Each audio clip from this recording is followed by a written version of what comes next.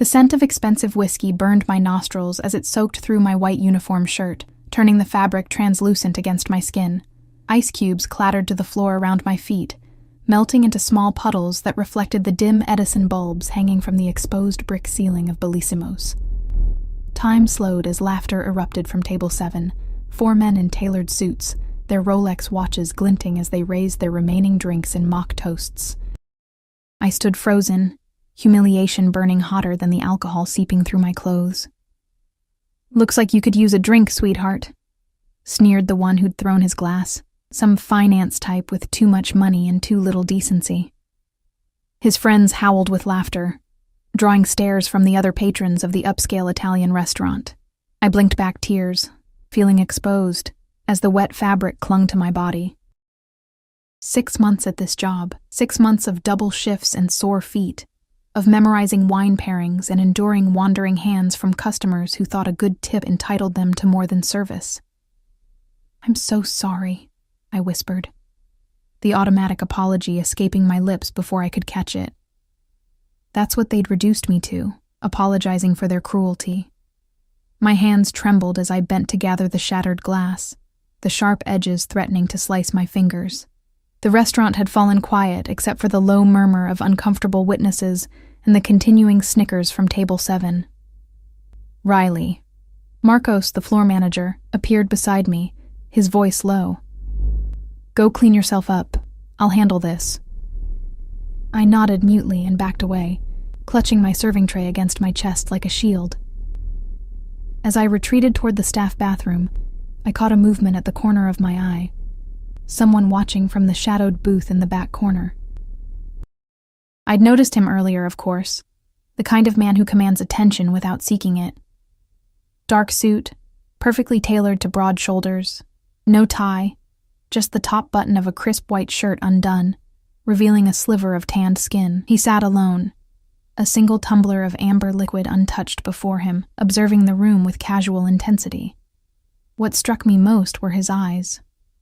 Dark and calculating beneath perfectly arched brows. They hadn't left me all evening, following as I moved between tables, making me fumble water pitchers and nearly drop a tray of appetizers. There was something predatory in that gaze, something that made my skin prickle with awareness. Now those eyes were fixed on table 7, his expression unreadable in the dim light. Something cold settled in my stomach at the sight. Not fear, exactly. Something deeper, more instinctive, like spotting a wolf in the forest and knowing you've already been seen. In the cramped staff bathroom, I dabbed at my shirt with paper towels, the material sticking to my skin in embarrassing transparency. My reflection stared back at me, pale face flushed with humiliation, blonde hair falling loose from its practical bun, blue eyes rimmed with unshed tears. "Pull it together, Riley," I whispered to myself. "You need this job." The truth hung heavy around my neck. Rent due in 3 days, a refrigerator holding nothing but condiments and a half-empty carton of milk, and the persistent calls from collection agencies about medical bills I couldn't pay. My father's cancer treatments had drained what little savings I'd managed to scrape together waiting tables since dropping out of college to care for him. Now he was gone, leaving me with nothing but debt and the hollow echo of an empty apartment. I twisted my hair back into a tight bun, splashed cold water on my face, and straightened my shoulders. 6 more hours on my shift. I could endure anything for 6 hours. When I emerged, Marcos met me with a clean shirt from the lost and found box. "Those guys at 7 settled their bill and left," he said, not quite meeting my eyes. "Big tip. Meaning management wouldn't be asking them not to return, regardless of how they'd treated staff." I nodded, unsurprised. Money talked at Bellisimo's, and people like me just served at dinner.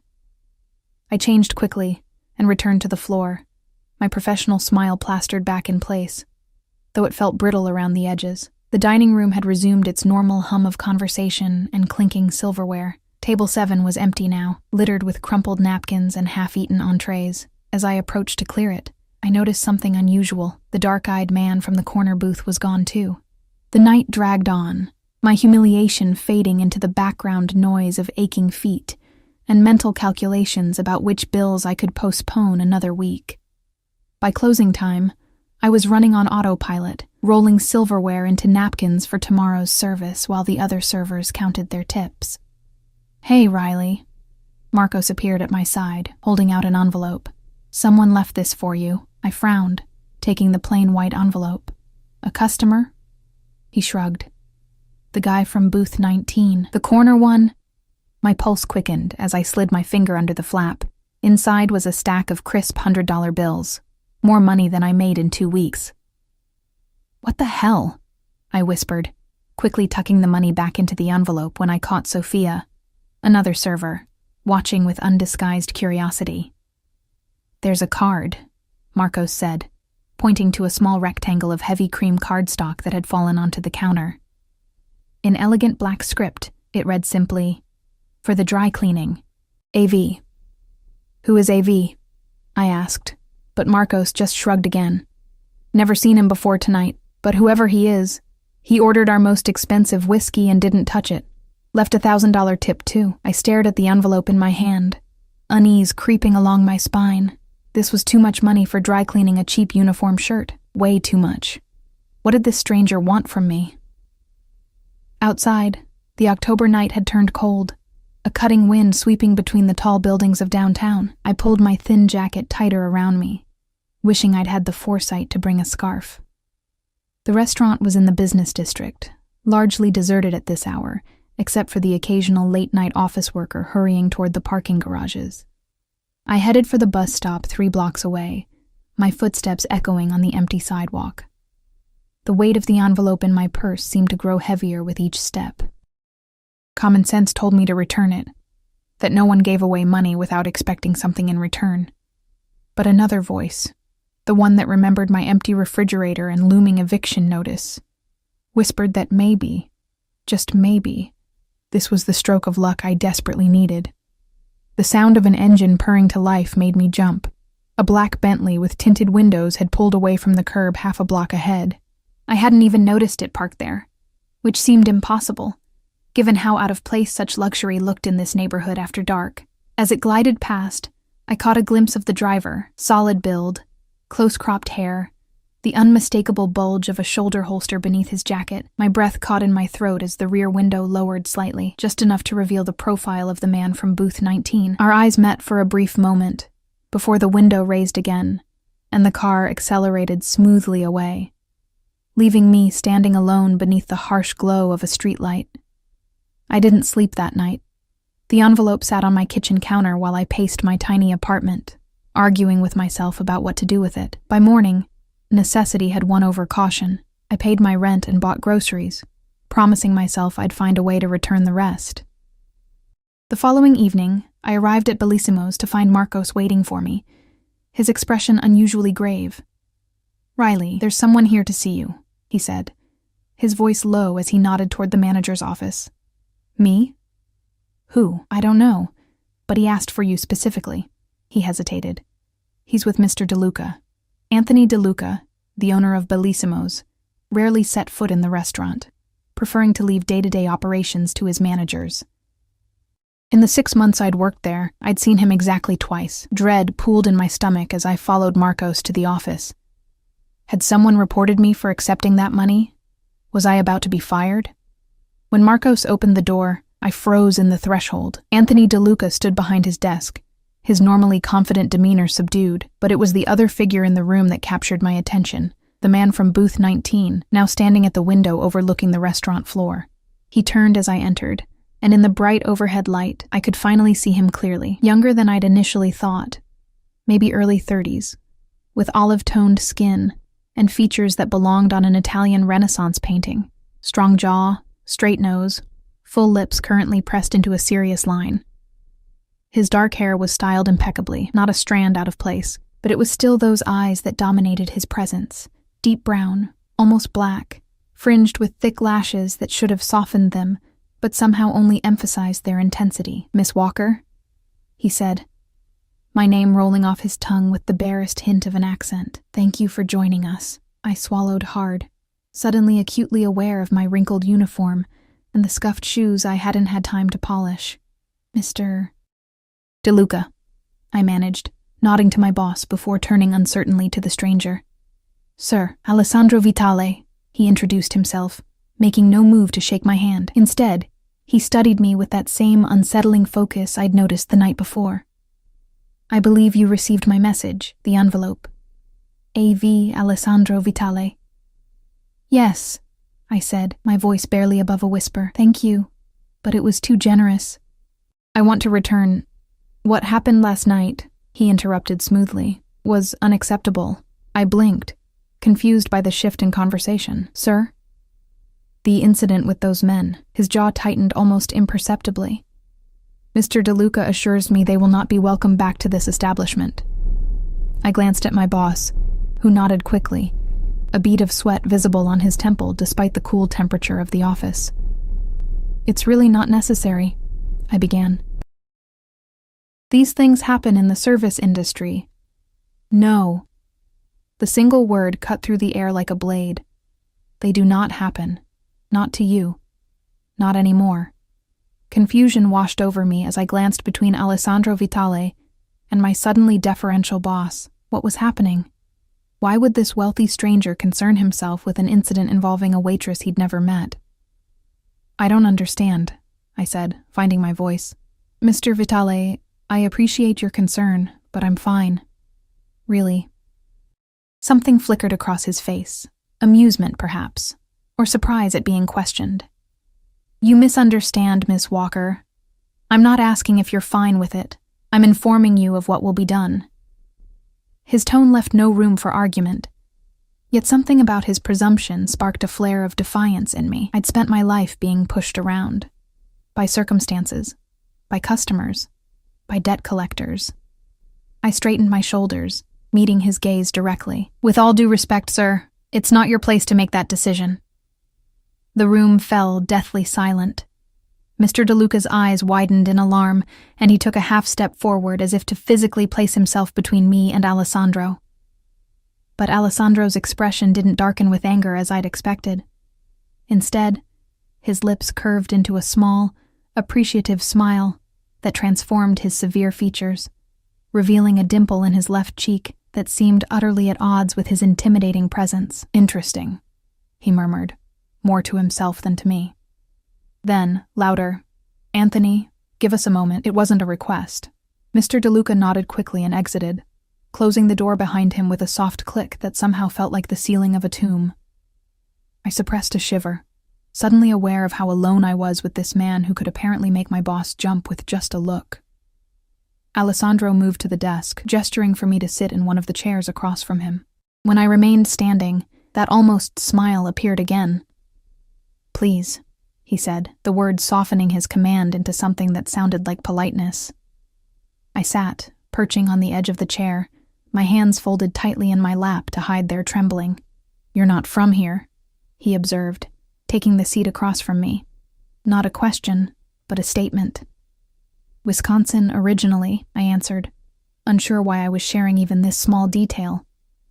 "Small town you've never heard of, and what brought you to Chicago, Riley Walker?" The way he said my name, like he was tasting it, sent an involuntary shiver down my spine. "My father got sick," I said simply, not wanting to dredge up the painful details for a stranger. "I came to be with him, for treatment at Northwestern Memorial." Understanding flickered in those dark eyes. "And now?" "Now he's gone," I said, the words still raw even after 6 months. "And I'm still here." Alessandro nodded once, as if I'd confirmed something for him. "You work 2 jobs, this one, and morning shifts at the cafe on Michigan Avenue." My blood ran cold. "How do you know that?" Instead of answering, he reached inside his suit jacket and withdrew a slim leather wallet. From it, he produced a business card and slid it across the desk to me. Black cardstock with silver lettering embossed with a simple AV and a phone number, nothing else. "I have a proposition for you, Miss Walker." Warning bells clanged in my head. I'd heard about propositions from wealthy men before. Sophia had gotten one just last month. A sugar daddy offering to pay her rent in exchange for companionship. "I'm not that kind of girl," I said firmly, pushing the card back toward him. For the first time, genuine surprise registered on his face. followed by something that might have been offense. "I'm not that kind of man," he replied, his accent more pronounced in his indignation. Heat flooded my cheeks. "I'm sorry, I just assumed I'm offering you a job, Miss Walker. A legitimate one." I blinked. "A job? Doing what?" "My personal assistant recently left for maternity leave. I need someone to replace her temporarily. 6 months, possibly longer, but I don't have any qualifications. I'm a waitress. You're observant, efficient. You handle difficult situations with grace." His eyes held mine. "And you need the money." The last statement hit like a slap, reminding me of my precarious financial situation. Still, suspicion nagged at me. "Why me? There are thousands of qualified candidates in Chicago." "Because I've decided it should be you." The simplicity of his answer was somehow more unsettling than any elaborate explanation would have been. He didn't feel the need to justify his decisions to anyone, least of all a waitress from Wisconsin. "The salary is $15,000 a month, plus benefits. A car and driver at your disposal, an apartment in my building, should you wish it." I nearly choked. 15,000? A month? His expression didn't change. "Is that insufficient?" A hysterical laugh bubbled up in my throat. "That was more than I made in half a year." "No, it's fine." "Good." He stood, buttoning his suit jacket with a casual elegance that spoke of a lifetime of privilege. "You begin tomorrow. My driver will collect you at 7 a.m. "Wait," I protested, rising quickly. "I haven't accepted yet." Alessandro paused, studying me with that penetrating gaze that seemed to see through my skin to the desperation beneath. "Haven't you?" The question hung in the air between us, honest in a way that stripped away pretense. We both knew I couldn't afford to refuse. My father's medical bills alone. What would I have to do? I asked finally. Manage my schedule, coordinate with my security team, handle correspondence. He listed the duties as if they were perfectly ordinary tasks that justified an extraordinary salary. Nothing beyond your capabilities. Something about this didn't add up. Men like Alessandro Vitale didn't pluck random waitresses from obscurity for high-paying positions. There was more to this story, more that he wasn't telling me. "Who are you, really?" I asked softly. A ghost of that dimpled smile appeared again. "Someone who repays debts, Miss Walker. You'll come to understand that about me." "What debt?" "We've never met before last night." Alessandro stepped closer, close enough that I could smell his cologne. Something expensive and subtle, with notes of cedar and bergamot. "Your father," he said quietly. "Thomas Walker. He was a good man." The floor seemed to shift beneath me. "You knew my dad?" "We had business together many years ago. He did me a service I never properly repaid." His eyes softened fractionally. When I recognized his daughter, I knew I had my chance to make it right. "You recognized me?" I whispered, disbelief flooding through me. "How?" "You have his eyes." Alessandro's gaze lingered on my face. The same shade of blue, determined, honest. Tears pricked at the corners of my eyes. My father had never mentioned knowing anyone like Alessandro Vitale. What kind of business could a high school science teacher from Wisconsin possibly have had with this clearly powerful man? "Think about my offer," Alessandro said, stepping back. "Though I suspect I already know your answer." As if on cue, the door opened, and Mr. DeLuca reappeared, his expression carefully neutral.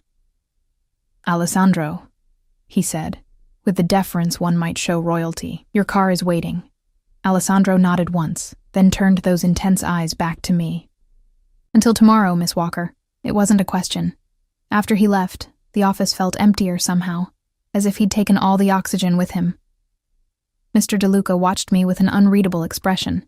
"Riley," he began, his voice uncharacteristically gentle. "Do you know who that was?" I shook my head. He sighed, rubbing a hand over his face. "Alessandro Vitale is not someone you say no to. Whatever he's offering you, I suggest you take it." "You sound afraid of him," I observed. "Not afraid," he corrected carefully. "Respectful. His family has influence in this city, the kind that doesn't make the newspapers. A chill ran down my spine as understanding dawned. The expensive suit, the driver with the shoulder holster, the way my boss had practically kowtowed to him. "He's connected," I said, the euphemism hanging between us. "Mafia?" Mr. DeLuca winced at the blunt word. "Old Italian families prefer business interests. But yes, the Vitalis have been a force in Chicago since Prohibition. Alessandro is, well, let's just say he's important." My head spun with this new information. I'd been offered a job by a man who was apparently some kind of mafia figure. A man who claimed to have known my straight-laced, law-abiding father. None of it made sense. "Take the night off," Mr. DeLuca said, patting my shoulder awkwardly. "You have a lot to consider." I nodded numbly and gathered my things from the staff room, ignoring the curious glances from my co-workers. Outside, the night air had turned biting, a precursor to the brutal Chicago winter to come. As I walked to the bus stop, my mind raced. I should refuse the offer, walk away, call the police even, though I wasn't sure what crime I would report. Being offered a suspiciously high-paying job hardly seemed like something the Chicago PD would care about. But the thought of going back to endless double shifts, of dodging bill collectors and eating ramen for dinner every night, and there was my father's memory to consider. If Alessandro Vitale had truly known him, perhaps this was a chance to learn something new about the man I thought I'd known completely. A sleek black car pulled up beside me, the passenger window sliding down silently. The driver, the same broad-shouldered man I'd glimpsed last night, regarded me impassively. "Miss Walker," he said, his voice surprisingly gentle for someone so intimidating.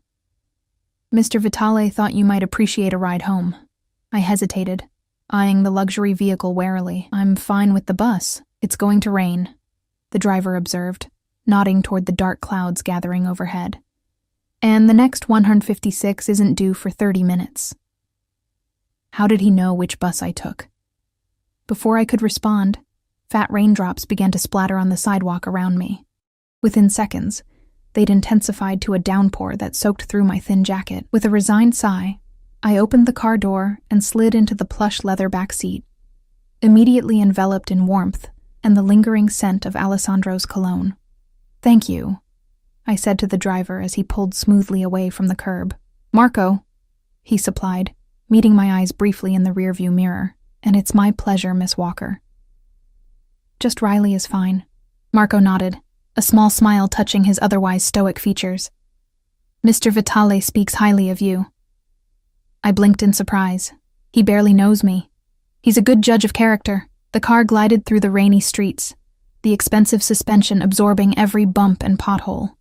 Through the tinted windows, I watched the city transform from the gleaming business district to my considerably less glamorous neighborhood. "May I ask you something, Marco?" He inclined his head slightly, keeping his eyes on the road. "What kind of man is Alessandro Vitale, really?" Marco considered this for a long moment. "Loyal," he said finally, "to those who earn it. Fair, in his own way, not someone who forgets either a kindness or a slight." He glanced at me again in the mirror. "And not someone who makes offers lightly." The car pulled up in front of my apartment building, a rundown brownstone that had seen better days several decades ago. Marco was out and opening my door before I could reach for the handle, holding an umbrella over me as he escorted me to the entrance. "Mr. Vitale will send a car at 7 a.m., he said, seemingly untroubled by the rain soaking his shoulders. "Should I tell him you'll be ready?" I stared at this man who so clearly believed I'd already made my decision. Perhaps I had. "Yes," I said finally. "I'll be ready." Marco nodded once, something like approval flashing in his eyes. "Good night, Miss Walker. Sleep well." Back in my cramped apartment, I sank onto my second-hand couch, Alessandro's business card clutched in my fingers. The sleek black cardstock seemed to absorb the dim light from my single lamp. I'd just agreed to work for a man who was, by all indications, involved in organized crime, a man who knew my father somehow. A man who looked at me with an intensity that made my skin burn. What had I gotten myself into? My phone buzzed with a text from an unknown number. "I look forward to our partnership, Miss Walker. AV." I stared at the screen, wondering how he'd gotten my number, then laughed at myself. Of course, Alessandro Vitale could get a waitress's phone number. He probably had my entire life history at his fingertips. Instead of frightening me, the thought brought an odd sort of relief. After months of being invisible, of struggling alone, someone saw me, even if that someone was a dangerous man with unclear intentions. I texted back a simple, "Until tomorrow." As I prepared for bed, my father's voice echoed in my memory. "Be careful the debts you incur, Riley girl. The most dangerous ones are those you don't know you're taking on." I wondered, as sleep finally claimed me, what debt I might be incurring now, and what Alessandro Vitale would ultimately expect in payment. The car arrived at precisely 7 a.m., not a minute earlier or later. Marco stood on my doorstep, immaculate in his black suit despite the early hour, holding an umbrella against the persistent drizzle. "Good morning, Miss Walker," he greeted me, his expression professionally neutral as he took in my appearance. I'd agonized over what to wear, settling finally on the one business-appropriate outfit I owned, a navy pencil skirt and cream blouse I'd worn to my father's funeral, paired with sensible black heels. My blonde hair was pulled back in a sleek ponytail, and I'd applied minimal makeup, aiming for professional rather than glamorous. "Is this appropriate?" I asked hesitantly as Marco opened the car door for me. A ghost of a smile touched his lips. "Mr. Vitale appreciates punctuality and preparedness. You've demonstrated both." Not quite an answer, but I slid into the back seat anyway, clutching my worn leather purse like a lifeline. We drove north, away from my neighborhood, and toward the gleaming high-rises of the Gold Coast. The rain-slicked streets reflected the early morning light, the city transforming from gritty to glamorous with each passing block. "May I ask where we're going?" I ventured after several minutes of silence. "Vitale Tower," Marco replied. "Mr. Vitale maintains offices on the top floor and a residence on the penthouse level." I'd seen the building from afar, an elegant spire of glass and steel overlooking Lake Michigan. Its top floors often shrouded in clouds on stormy days, the kind of place where condos started in the millions, and the lobby probably had fresh flowers every day. "And that's where I'll be working? In his office?" "Primarily," Marco confirmed, turning onto Michigan Avenue. "Though your position may require travel at times." Travel. I'd never been farther from home than Chicago, had never even owned a passport. The prospect was simultaneously terrifying and thrilling. We pulled into an underground parking garage beneath the tower, bypassing the public entrance for a private elevator that required Marco's fingerprint and a key card to access. As the doors closed silently behind us, I caught my reflection in the mirrored walls. Pale face, wide eyes, the picture of uncertainty. "Mr. Vitale can be intense," Marco said suddenly, his eyes meeting mine in our reflections. "But he is fair. Remember that." Before I could respond, the elevator doors opened directly into a reception area that looked like something from an architectural magazine. Soaring ceilings, marble floors, and floor-to-ceiling windows overlooking the lake. A stunning woman with coffee-colored skin and a sleek bob sat behind a curved desk, typing rapidly on a slim keyboard. "Good morning, Marco," she greeted, her British accent crisp and professional. "This must be Miss Walker." "Riley," I corrected automatically, extending my hand. "Nice to meet you." "Zara Khoury," she supplied, her handshake firm. "Head of Security Operations for Mr. Vitale. I've been looking forward to meeting you." "Head of Security?" She looked more like a fashion executive, her tailored suit and statement earrings exuding understated wealth. "Mr. Vitale is waiting in his office," Zara continued, rising from her desk. "I'll take you to him." We walked down a hallway lined with what appeared to be original artwork, pieces I vaguely recognized from my single art history class in college. Picassos and Monets displayed without pretense, as casually as most people might hang family photos. At the end of the hall, Zara stopped before a set of double doors and knocked once before pushing them open. "Riley Walker, sir," she announced, then stepped back to allow me to enter. Alessandro's office was a testament to power disguised as minimalism. Vast windows showcased a panoramic view of Lake Michigan, steel gray today under the cloudy sky. A massive desk of dark wood dominated one end, while a seating area with low leather couches occupied the other. The walls held only 3 items: a large abstract painting in shades of crimson and gold, a vintage map of Chicago, and an antique sword mounted in a glass case. Alessandro himself stood by the windows, his back to me, a phone pressed to his ear. He wore another impeccably tailored suit, this one charcoal gray, his posture radiating controlled energy even in stillness. "È fatto. Non mi interessa quanto costa," he said into the phone, his Italian flowing melodically. "Occupatine." He ended the call and turned, those intense eyes finding mine immediately. "Miss Walker," he said, tucking the phone into his pocket as he crossed the room toward me. "Right on time." "I'm punctual to a fault," I replied, fighting the urge to fidget under his scrutiny. That hint of a smile touched his lips again. "A valuable quality." He gestured to the seating area. "Please, sit. Would you like coffee? Tea? Coffee, please. Black." He nodded approvingly and pressed a button on his desk. Within moments, a young man appeared with a tray bearing a carafe and 2 porcelain cups so delicate they looked like they might shatter in my clumsy hands. As the coffee was poured, Alessandro settled into the chair across from me, his movements fluid and precise. "I trust Marco saw to your comfort this morning?" "Yes, thank you for sending the car." "It's yours now," he said casually, lifting his cup to his lips. "Marco will be your primary driver, though others are available as needed." I nearly choked on my coffee. "Mine? I can't accept—" "It's a company car," he interrupted smoothly. "Standard for employees at your level. Nothing more, my level. As if I'd earned this position through merit, rather than being plucked randomly from a restaurant floor." "About that," I said, setting my cup down carefully. "I still don't understand what exactly you expect me to do. I have no experience as a personal assistant." "Your responsibilities will be straightforward initially," Alessandro replied. "Managing my calendar, coordinating with my team, handling personal matters that require discretion." He studied me over the rim of his cup. "You're an intelligent woman, Miss Walker. You'll learn quickly." The compliment, delivered so matter-of-factly, caught me off guard.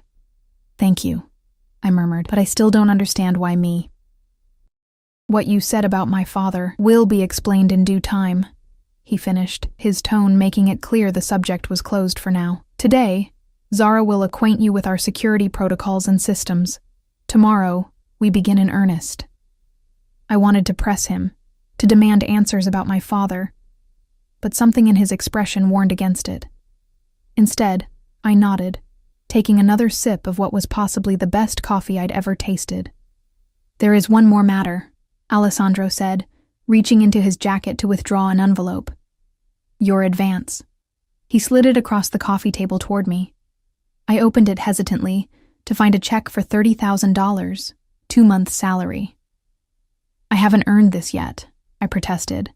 "Consider it a signing bonus to settle any outstanding matters. My father's medical bills. Of course he would know about those. I've taken the liberty of having your things moved to an apartment in this building," he continued, as if he hadn't just handed me a small fortune. "The 27th floor. It seemed prudent, given your new position, to have you close at hand." Anger flared suddenly in my chest. "You had no right to make that decision for me." For the first time, I saw surprise register on his face, quickly masked. "You prefer your current accommodations?" "That's not the point," I said, heat rising to my cheeks. "You can't just rearrange my life without asking. I'm your employee, not your possession."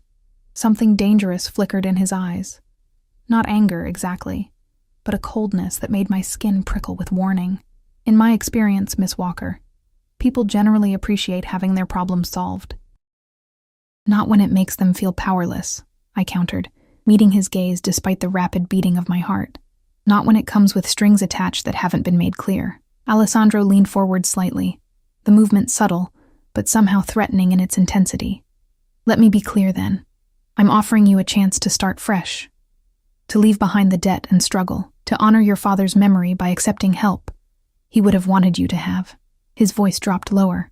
"The only string, as you put it, is your loyalty while in my employ." A heavy silence fell between us, weighted with unspoken implications. I sensed I was at a crossroads, that whatever I decided in this moment would irrevocably alter the course of my life. "My father was an honest man," I said finally, my voice barely above a whisper. Whatever he did for you, it wasn't illegal. He wouldn't have crossed that line. Alessandro's expression softened fractionally. Your father saved my life, Miss Walker. At considerable risk to his own. That's a debt that can't be repaid with mere money. My breath caught. What? How? Before he could answer, a sharp knock interrupted us. Zara appeared in the doorway, her expression apologetic. I'm sorry to interrupt, sir, but the Rossi situation requires your immediate attention. Alessandro's face hardened instantly, all traces of our personal conversation vanishing behind a mask of cool authority. Of course. He rose smoothly to his feet. Miss Curry will show you to your office and begin your orientation. We'll continue our discussion later. Just like that, I was dismissed, left with more questions than answers, and a check that could change my life if I was willing to accept it. Zara led me to a smaller but still elegant office adjacent to Alessandro's. This will be your workspace, she explained, gesturing to the sleek desk equipped with the latest technology. The door to your right connects directly to Mr. Vitale's office for convenience. And privacy, I observed, noting the lack of windows in the connecting wall. Zara's lips curved in a knowing smile. Mr. Vitale values discretion above all. She settled into a chair across from my desk. Now, let's discuss security protocols. Your position places you in Mr. Vitale's inner circle, which comes with certain risks. Risks? I echoed, though I could guess her meaning. Mr. Vitale has business rivals, she said diplomatically. People who might see those close to him as leverage. Your safety is now a priority for our security team. The implication was clear. By accepting this position, I was stepping into a dangerous world, one where waitresses could become targets simply by association. That's why he wanted me to move into the building, I realized. For security. Zara nodded. The 27th floor is reserved for key personnel. My apartment is across the hall from yours. Marco is 2 doors down. A gilded cage, then. Protection that doubled as surveillance. The rest of the day passed in a blur of information. Security codes, emergency protocols, communication systems, and an introduction to the sleek tablet that would serve as my primary work tool. By afternoon, my head was spinning with new names and procedures. That's enough for today, Zara said finally, checking her watch. Marco will show you to your apartment tomorrow, 7 a.m. sharp. Marco appeared as if summoned, his expression unreadable as he escorted me back to the elevator. We rode in silence to the 27th floor, where he led me to a door marked 2703. Your keycard will access only this floor, the garage level, and the office suite, he explained, handing me a slim card embossed with the Vitale logo. For security reasons, of course, I murmured, too overwhelmed to argue.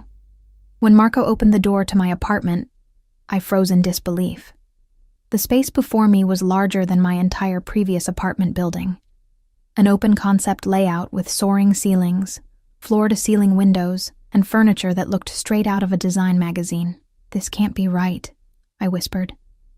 Mr. Vitale insisted you have one of the corner units, Marco said, as if that explained everything. Your personal belongings have been unpacked in the bedroom. If you need anything, simply press 9 on the house phone. After he left, I wandered through the space in a daze, trailing my fingers over surfaces too expensive to name. In the bedroom, I found my meager possessions, the few photos of my father, my small collection of well-worn books, my clothes hanging in a closet larger than my old kitchen. The contrast was jarring, my shabby life transplanted into this luxury like a weed among orchids. On the bedside table lay a small box, with a note in now familiar handwriting, for emergencies, AV. Inside was a sleek smartphone, already activated and programmed with a handful of contacts. Alessandro, Zara, Marco, and something simply labeled security. As I sat on the edge of the absurdly comfortable bed, the events of the past 24 hours crashed over me like a wave. I'd gone from struggling waitress to the personal assistant of a man who was, by all indications, deeply embedded in Chicago's criminal underworld. A man who claimed to owe my father a life debt. A man whose dark eyes followed me with an intensity that bordered on possessive. My phone, my old phone, buzzed with a text from Sophie. Where are you? DeLuca says you quit? I stared at the message, unsure how to respond. How could I explain what had happened when I barely understood it myself? Before I could decide, the new phone chimed with its own message. I hope the apartment meets your needs. Dinner, my penthouse, 8 p.m. We have much to discuss. AV. Not a request, not even a question. I glanced at the clock. 6:30 p.m. 90 minutes to prepare for dinner with Alessandro Vitale, a dinner where, presumably, he would finally explain his connection to my father and what exactly he expected from me in return for his generosity. I showered quickly in the luxurious bathroom, trying not to become distracted by the multiple shower heads and imported toiletries. After wrapping myself in the softest towel I'd ever touched, I faced the closet dilemma. Nothing I owned seemed appropriate for dining with a man like Alessandro. As if anticipating this problem, a section of the closet held clothes I'd never seen before. Designer pieces with tags still attached, in exactly my size. The presumption should have angered me, but exhaustion had dulled my indignation to a distant throb. I selected a simple black dress that seemed the least ostentatious of the options, paired with low heels I could actually walk in. After drying my hair and applying minimal makeup, I studied my reflection critically. The woman in the mirror looked like a stranger, someone polished and put together, someone who might belong in Alessandro Vitale's world, but the fear in her blue eyes gave her away. At precisely 7:55, a soft knock announced Marco's arrival to escort me to the penthouse. As the private elevator ascended to the top floor, I took deep breaths to calm my racing heart. Mr. Vitale values honesty, Marco said suddenly, breaking our usual silence. Even when it's uncomfortable. Before I could ask what he meant, the doors opened onto an entry foyer more suitable to a mansion than an apartment. Alessandro stood waiting, having exchanged his business suit for dark trousers and a crisp white shirt, open at the collar. The casual elegance of his attire somehow made him more intimidating, not less. Miss Walker, he greeted, those dark eyes taking in my appearance with evident appreciation. Welcome. Please, come in. As I stepped into Alessandro Vitale's private domain, I couldn't shake the feeling that I was crossing a threshold from which there would be no return. Alessandro's penthouse was a study in understated wealth, soaring ceilings, museum-quality art, and panoramic views of Chicago's skyline now glittering against the night sky. Yet for all its grandeur, there was an unexpected warmth to the space. Comfortable furniture, books that showed signs of actually being read, a record player softly playing what sounded like vintage Italian opera. You seem surprised, Alessandro observed, watching me take in my surroundings. I expected something more. I trailed off, unsure how to finish without sounding judgmental. Ostentatious, he supplied, that hint of a smile playing at his lips. Cold, perhaps? I nodded, oddly grateful for his perception. My business requires a certain public image, he said, leading me toward a spacious terrace enclosed in glass. But in my private spaces, I prefer comfort. A table had been set for two, candles flickering in the gentle breeze from hidden vents. Beyond the glass walls, the lights of Chicago stretched to the horizon. The city spread beneath us like a tapestry of stars. It's beautiful, I murmured, drawn to the view. The most beautiful city in America, Alessandro agreed, his voice softening with genuine affection. Though I might be biased. You were born here? Third generation. My grandfather came from Sicily in 1924. He pulled out a chair for me. Please sit. I took the liberty of ordering dinner. As if on cue, a man in chef's whites appeared with the first course. Delicate plates of something that looked too artistic to eat. I hope you don't mind, Alessandro continued, taking his seat across from me. Paolo is my personal chef. He's prepared some family recipes tonight. The chef placed the dishes before us with a flourish.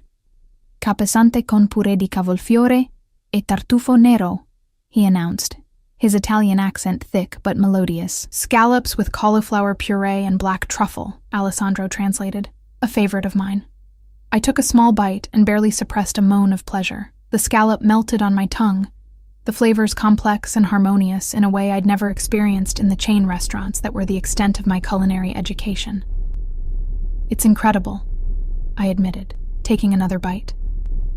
Alessandro watched me with evident satisfaction before sampling his own plate. We ate in surprisingly comfortable silence for a few minutes, the excellence of the food requiring no commentary. As Paolo cleared our plates and poured wine into crystal glasses, I gathered my courage to address the questions that had been burning in my mind all day. "You said my father saved your life," I began, meeting Alessandro's dark gaze across the candlelight. "I'd like to know how." Something like respect flickered in his eyes, perhaps approval of my directness. He took a measured sip of his wine, considering his response. "It was 15 years ago," he said finally. "I was 22, just finishing college. My father sent me to Wisconsin on business. Legitimate business," he added, seeing my expression. "Timber mills. The Vitale family has diverse interests. Not all of them." He paused. "Controversial." I nodded, encouraging him to continue. "I was driving back to Chicago late one night. January, terrible weather. My car hit a patch of black ice on a deserted stretch of highway and went off the road." His expression darkened at the memory. "The car rolled several times down an embankment. I was trapped, bleeding, with no cell service. A chill ran through me as I began to see where this story was heading." "And my father found you," Alessandro nodded. "Thomas Walker was driving home from a late night at school. Grading papers," he said. "He spotted the wreckage, climbed down that embankment in a blizzard, and pulled me from the car moments before it caught fire." My throat tightened with emotion. It sounded exactly like something my father would do, risking his life for a stranger without hesitation. "He took me to his home," Alessandro continued. "Your home, I suppose. The nearest hospital was 50 miles away and the roads were impassable. He cleaned my wounds, set my broken arm, watched over me through the night to ensure I didn't slip into shock. I could picture it vividly, our small house with its perpetually drafty windows, my father's careful hands tending to this injured young man, his teacher's patience as he monitored vital signs. "You were 17 then," Alessandro said, his eyes studying my face as if searching for traces of the teenager I'd been. "Away at a debate tournament, your father said. He showed me your trophies with such pride." Tears pricked at my eyes. Dad had always been my biggest champion. "Why didn't he ever mention you?" I asked. "In all these years, he didn't know who I was," Alessandro replied simply. "I gave him a false name. When my father's men came to collect me the next day, I'm certain Thomas understood something wasn't as it seemed, but he never asked questions. He simply helped a stranger in need, expecting nothing in return."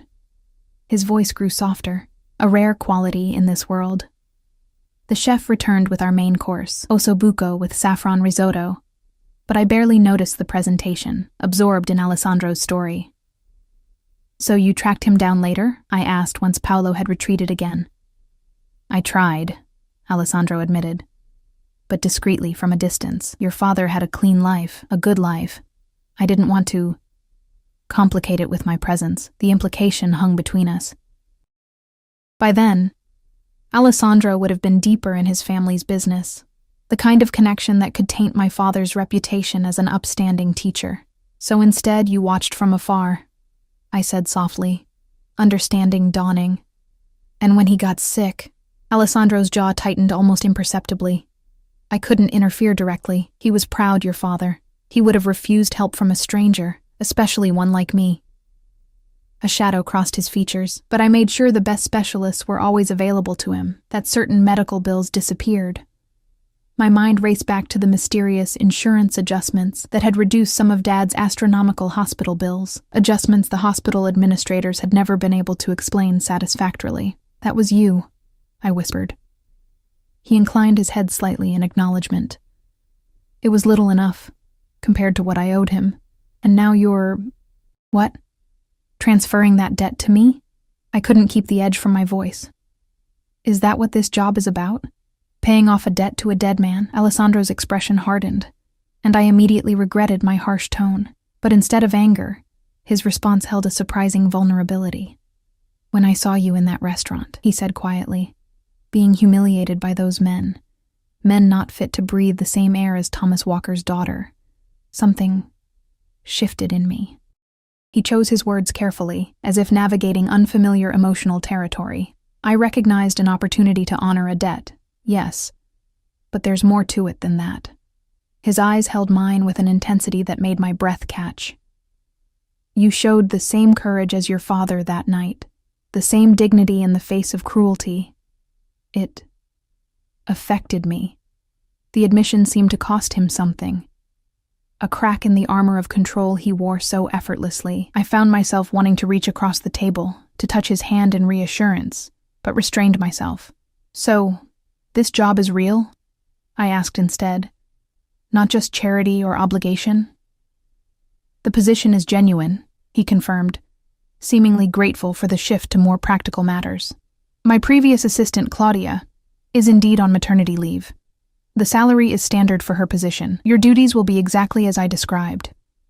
Relief washed through me, though uncertainty still lingered. "And after the 6 months, when she returns?" Something unreadable flickered in his eyes. "We'll reassess then. Perhaps you'll find you have a talent for this work. Or perhaps you'll have saved enough to pursue other opportunities. Finish your degree, perhaps." The thought was tempting. Returning to the education I'd abandoned to care for my father, building a future on my own terms. But something about Alessandro's expression suggested he wasn't being entirely forthcoming. "And what about your other business interests?" I asked carefully. "Will I be involved in those too?" Alessandro's face closed like a shutter. "My personal assistant manages my legitimate affairs only, Miss Walker. You needn't concern yourself with other matters." The distance created by his sudden formality was palpable, a warning, perhaps, about boundaries I shouldn't cross. Paolo appeared again to clear our plates and serve dessert, a delicate panna cotta with fresh berries. As he worked, I noticed how he kept his eyes averted from Alessandro, his movements efficient but anxious.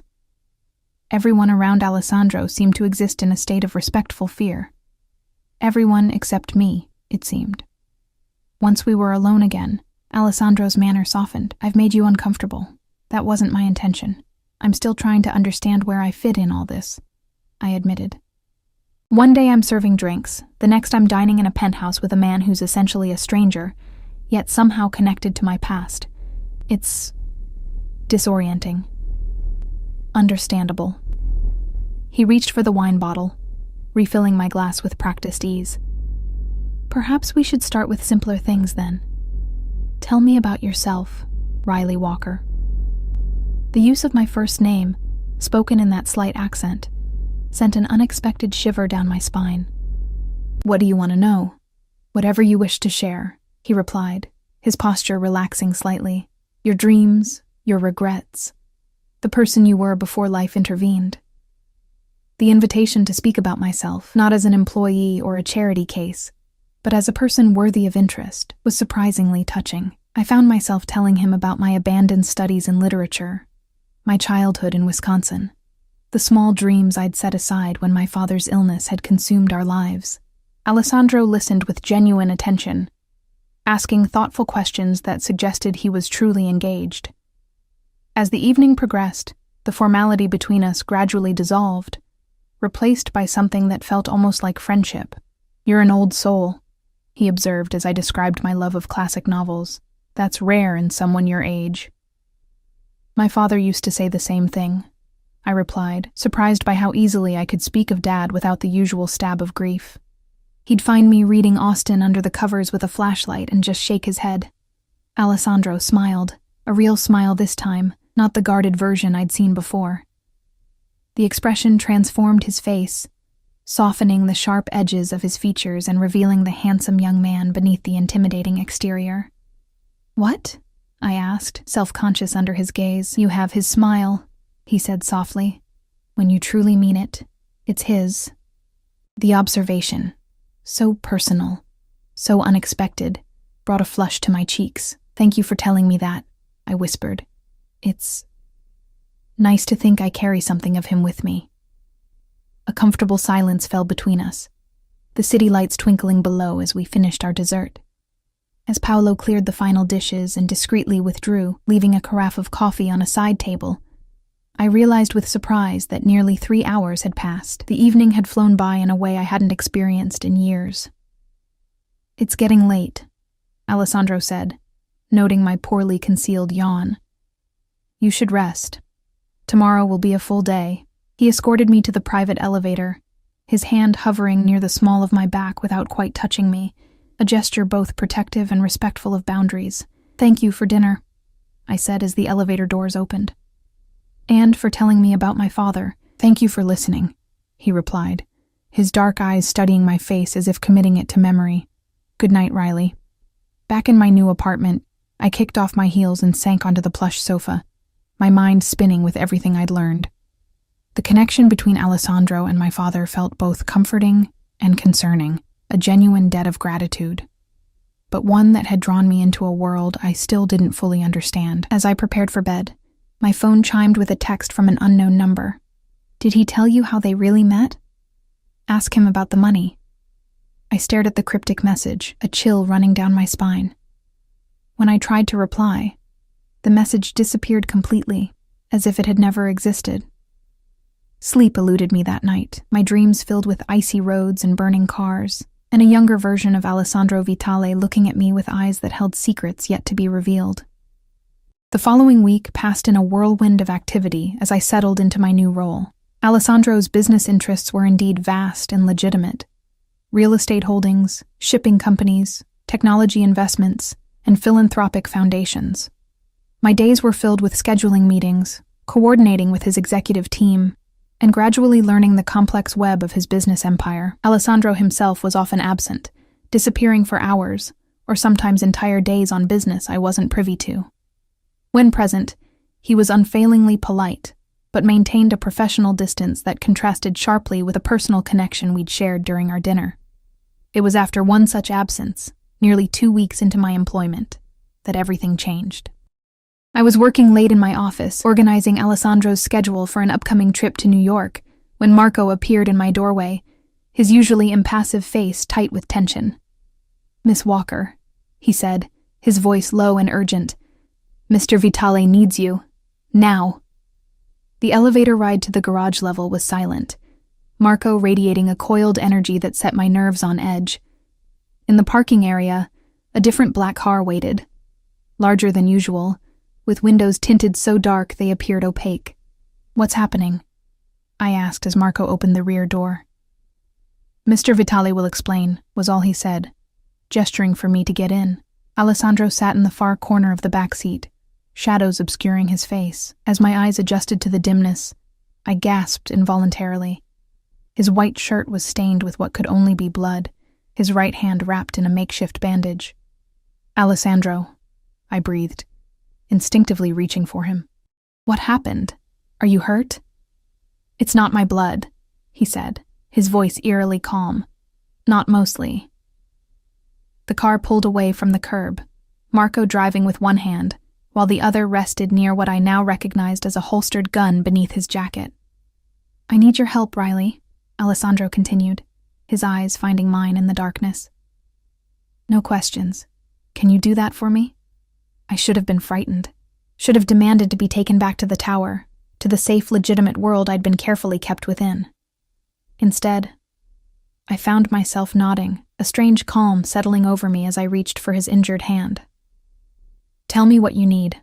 The car sped through the darkened streets of Chicago, taking turns with practiced precision that suggested Marco was deliberately avoiding main roads. Alessandro watched me with an intensity that made my skin prickle with awareness. "There's a first aid kit under the seat," he said, his voice controlled despite the obvious pain he was in. I retrieved the surprisingly comprehensive medical kit and gently unwrapped the blood-soaked handkerchief from his hand. The cut was deep across his palm, still seeping blood despite what appeared to be a hasty attempt to close it. "This needs stitches," I said, examining the wound in the dim light. "We should go to a hospital." "No hospitals," Alessandro replied firmly. "Not tonight." I looked up at him, questions burning on my tongue, but remembered my promise. No questions. Instead, I focused on cleaning the wound as best I could with the antiseptic wipes from the kit. "Have you done this before?" Alessandro asked as I worked, watching my hands with curiosity. "My dad coached Little League," I explained, carefully applying pressure to stop the bleeding. "I patched up a lot of scraped knees and split lips over the years." A small smile touched his lips. "He taught you well." I managed to close the wound with butterfly bandages, then wrapped his hand in clean gauze. As I secured the final piece of tape, Alessandro's fingers curled around mine, holding me in place. "Thank you." he said softly. Our eyes met in the shadowed back seat, and something electric passed between us. A current of understanding, perhaps. Or something deeper. The house is secure, sir, Marco announced, breaking the moment as he pulled the car through an ornate gate that opened automatically at our approach. We had arrived at what appeared to be a large estate on the outskirts of the city, a sprawling mansion set back from the road, surrounded by manicured grounds and a high perimeter wall. Security cameras tracked our movement up the winding driveway. Where are we? I asked, unable to contain my curiosity any longer. My family home, Alessandro replied, straightening his blood-stained cuff as the car came to a stop. Where I grew up. The front door opened before we reached it, revealing a silver-haired woman in a simple black dress, her face lined with age and worry. Her eyes widened at the sight of Alessandro's appearance, but she said nothing, simply stepping aside to let us enter. Grazie, Sofia, Alessandro said, kissing the woman's cheek with evident affection. È tutto pronto? She nodded, her eyes darting to me with undisguised curiosity. Sì, tutto pronto. E la ragazza? This is Riley Walker, Alessandro said in English, placing his uninjured hand lightly on the small of my back. She's with me. Something in the simple phrase carried weight beyond its literal meaning, causing Sophia to raise an eyebrow before giving me a slight nod of acknowledgement. The guest room is prepared, she said to me, her accent thick but her English clear. If you'll follow me, she stays with me, Alessandro interrupted, his tone brooking no argument.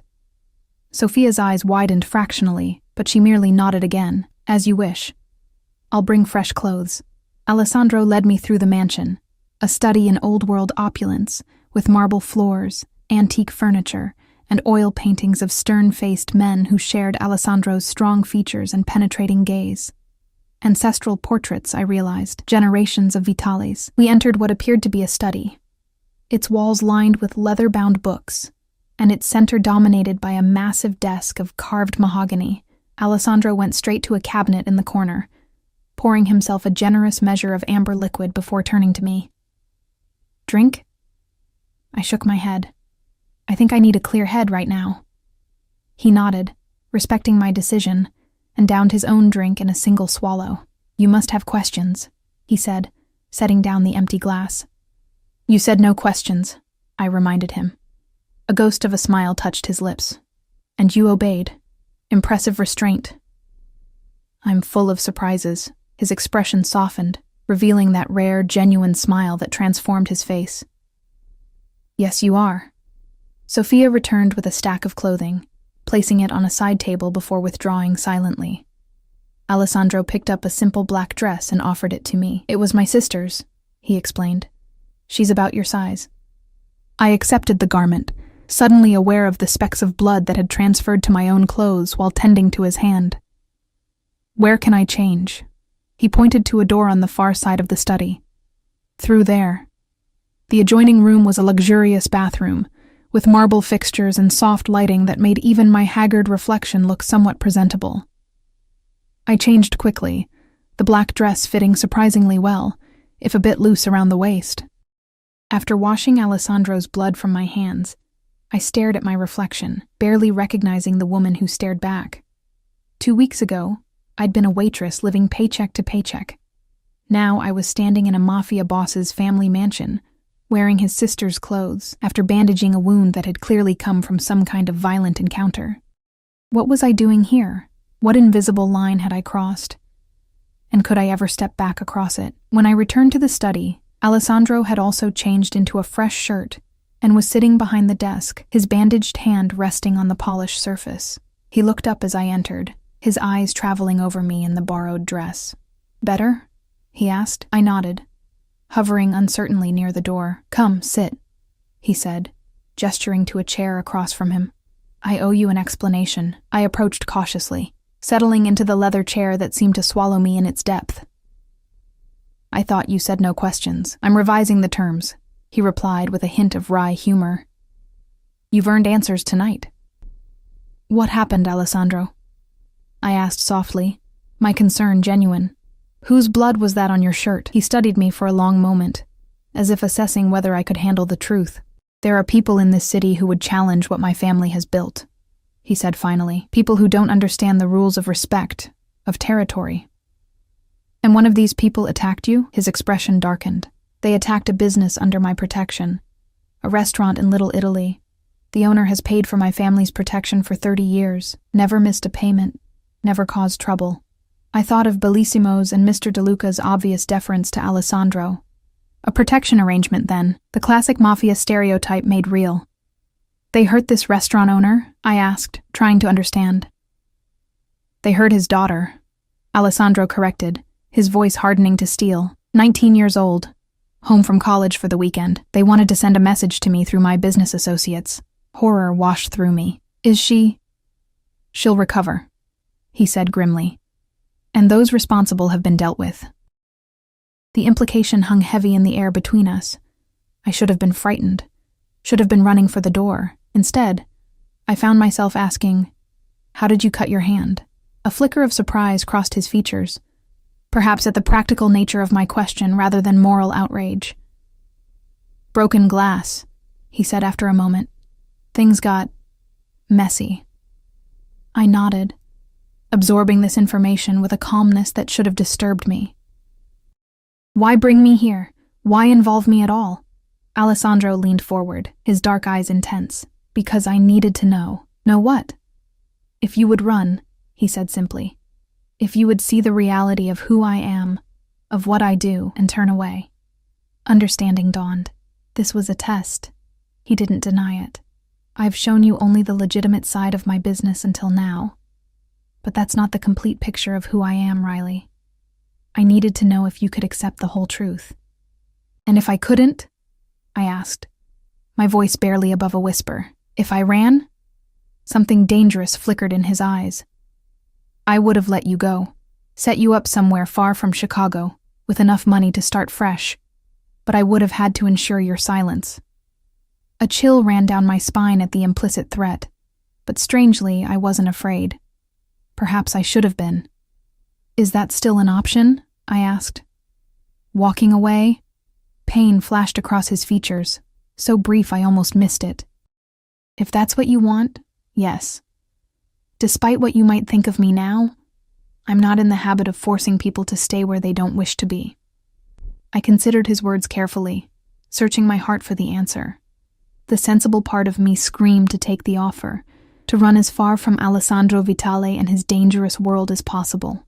But another part, a part I barely recognized, whispered that running would mean returning to the invisibility of my old life. Here, with him, I was seen. Valued. Protected. "Why did you really choose me?" I asked, the question that had haunted me since that first night. It wasn't just about my father, was it? Alessandro's gaze was steady, unflinching. "From the moment I saw you in that restaurant. Your grace under humiliation, your quiet strength. I knew you were exceptional when I realized who you were, whose daughter." He paused, seeming to struggle with words for the first time since I'd known him. It felt like fate.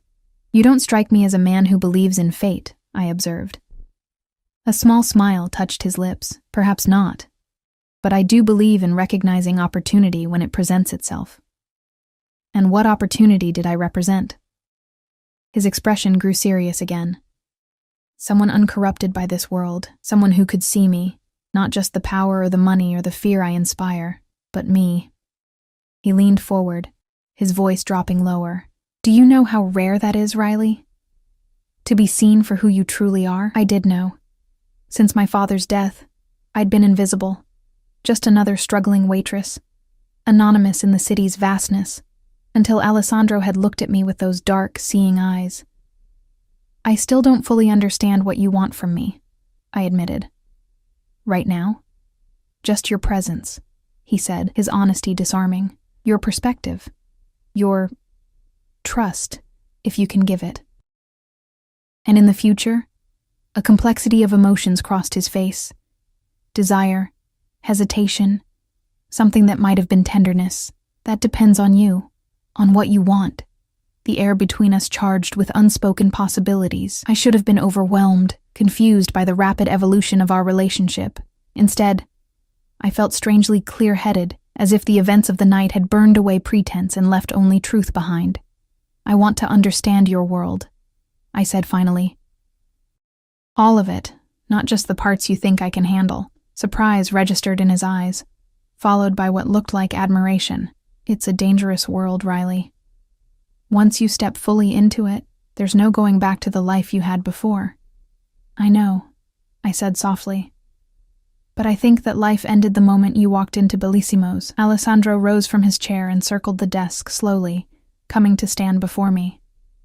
With gentle fingers, he tilted my chin up, forcing me to meet his gaze. "There would be rules," he said, his voice low and serious. "For your protection, for both our sakes." I nodded, my heart racing at his proximity. "You would need to trust me, even when you don't understand my decisions." "I could try," I whispered. Something softened in his eyes. "That's all I can ask." Slowly, telegraphing his intentions to give me time to pull away, he lowered his face to mine. The kiss was gentle at first, questioning, not demanding. When I responded, lifting my hands to his chest, it deepened, becoming something hungry and possessive that made my knees weak with sudden desire. When we finally broke apart, both breathing harder, Alessandro rested his forehead against mine. "I've wanted to do that since the first moment I saw you," he confessed, his voice rough. "Even when I was covered in whiskey," I teased, trying to lighten the intensity of the moment. He laughed softly, the sound rumbling through his chest beneath my palms. "Especially then. You looked like an avenging angel, all wounded dignity and quiet strength." A knock at the door interrupted the moment. Alessandro straightened, his expression quickly composing itself into its usual mask of control. "Enter," he called, though he didn't step away from me. Marco appeared in the doorway, his face professionally blank despite the scene he had clearly interrupted. "Sir, your father is on the line. He says it's urgent." Alessandro nodded once. "I'll take it in here. That will be all for tonight, Marco."